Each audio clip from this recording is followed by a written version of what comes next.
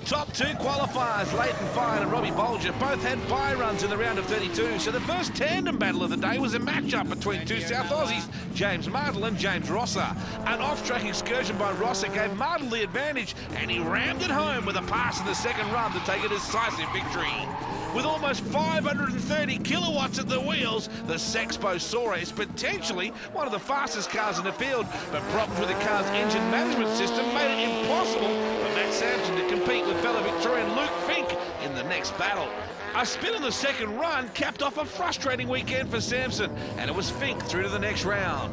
Next up, a competition between two of the most popular drivers in the field, series leader Adam Truella from WA and Danny Denzo Verhumas from South Australia in the Japanese motorsport entry. Judges scored the second run evenly, but Truella had been smoother in the first, so it was an 11-9 victory to the West Aussie. Chris Easton was handed a spot in the top 16 when Clint Brown was forced to retire with a broken drive shaft in his R32 Skyline. Lyndon Reynolds from South Australia took a 6-4 advantage in the first run of the next battle against Chris De Jager.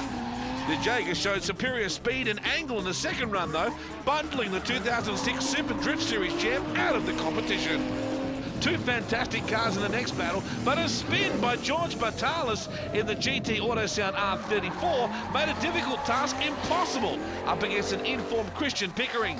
Pickering took the second run as well to progress easily to the next round. New Zealand champ Justin Roode took on South Australia's Tom Monkhouse in the next battle. The first two runs were close enough for the judges to call for a rerun, but a turbo failure turned Monkhouse's Wheelworks entry into a smoke machine, and Turbo Tom was headed to the pits for an early shower. Simon Michelmore stepped up to the Drift Australia Series at Mallala this year in the sliding performance R32. Having won the Super Drift round here in 2006, he was confident of a strong result, but was knocked out of the top 32 by fellow South Aussie Adam May in the third of the Wheelworks cars.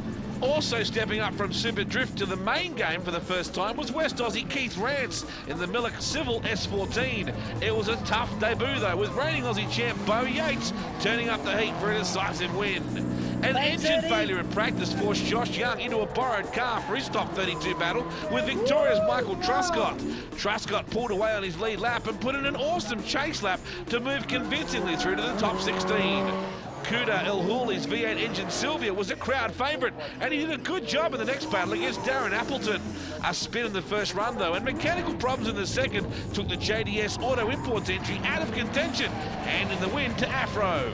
Disaster for Fernando Whirl and the Auto Salon Industries Adrenaline Racing Team S15 in the next battle. Engine problems forced them out of the competition in the top 32. It was good news though for Hyperdrive's Michael Sullivan. The West Aussie drew to the top 16 without raising a sweat.